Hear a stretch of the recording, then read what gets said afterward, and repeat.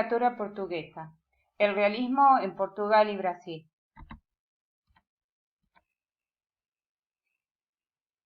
El origen del realismo. El realismo comenzó en Francia en 1857 con la publicación de la novela de Gustave Flaubert, Madame Bovary. Los escritores realistas, abandonando el idealismo romántico, proponen una representación más objetiva y fiel de la vida social. Se niegan a ver la literatura como una mera forma de entretenimiento y la convierten en un instrumento para denunciar los vicios y la corrupción de la sociedad burguesa. Denuncia las malas condiciones de vida de la gente, la explotación de los trabajadores, la influencia de la religión y las prácticas supersticiosas que apoya. También la hipocresía de las relaciones humanas en el matrimonio burgués. El realismo no solo fue un movimiento literario, sino que también se manifestó a través de otras artes que perseguían el mismo objetivo, la denuncia social. Como vemos en este óleo, podemos ver cómo es retratado en forma, valga la redundancia, realista de la situación de angustia de este trabajador. Así se denomina este óleo, la angustia de un trabajador en huelga. Es el tema de On Strike, obra realizada en 1891 por Hubert von Herkomer, uno de los grandes nombres del arte realista. Características del realismo. El realismo se caracterizó por el compromiso social. Retrató la sociedad y sus relaciones sin idealización. Todo se rige por las leyes naturales. Uso de teorías científicas y filosóficas como el determinismo, evolucionismo, psicología, positivismo. Lenguaje simple y directo. Tiempo de la narrativa. Se utiliza preferiblemente el presente, lo que hace que la literatura sirva como una denuncia de los aspectos sociales y políticos. Descripción del espacio urbano. Como vemos en esta imagen, una situación cotidiana en la ciudad.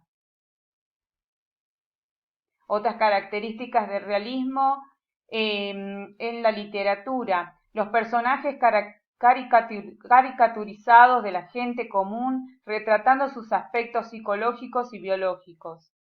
La preferencia por la individualidad de los personajes, observación directa e interpretación crítica de la realidad, objetividad, análisis psicológico de los personajes, crítica de las instituciones burguesas, la monarquía, la religiosidad, las creencias populares.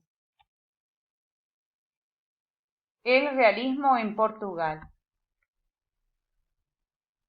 En la segunda mitad del siglo XIX, Portugal estaba experimentando un periodo de estabilidad política, progreso material e intercambio con el resto de Europa.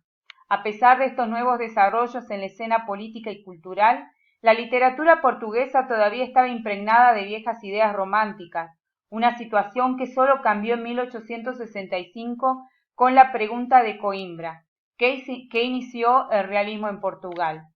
La pregunta de Coimbra es un episodio en el que hubo un enfrentamiento entre un profesor universitario, que era un conocido poeta romántico, contra jóvenes estudiantes y escritores que defendían la libertad de pensamiento y la independencia de los nuevos escritores.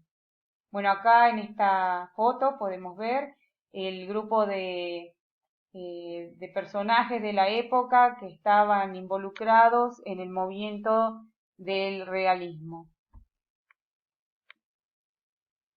Esa de Queiroz, 1845-1900. La fase realista de esa de Queiroz está marcada por la trilogía Escenas de la vida portuguesa, con las obras El primo Basilio, Los mayas, El crimen del padre Amaro. En las obras el autor se reúne a un grupo de la sociedad portuguesa y retrata los múltiples aspectos de la vida cotidiana, la ciudad provincial, la influencia del clero, la pequeña y media burguesía de Lisboa, los intelectuales y la aristocracia. Características de la narrativa realista en la obra de Esa Queiroz. La obra de Queiroz se caracteriza por las escenas grotescas con lenguaje pulido y lleno de ironía. Queiroz utiliza en sus novelas la ironía como método para desenmascarar el comportamiento hipócrita de la burguesía de Lisboa. Un claro ejemplo es la novela El primo Basilio, donde la hipocresía de la sociedad burguesa de Portugal es descrita con lujo de detalle. El realismo en Brasil. Los escritores brasileños, siguiendo de cerca las tendencias del realismo en Francia y Portugal, hicieron de la literatura una forma de análisis de la realidad de su país.